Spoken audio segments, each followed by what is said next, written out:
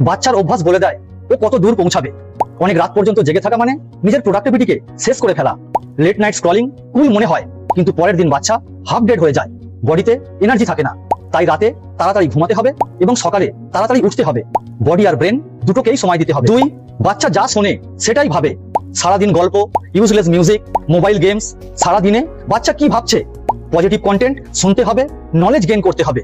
Input ভালো হলে তবেই তো আউটপুট ভালো হবে। 3, বাচ্চা প্ল্যান করে না, তাই সারাদিন এমনিই কেটে যায়। যা হবে দেখা যাবে, এই মেন্টালিটি বাচ্চার বড় বাধা।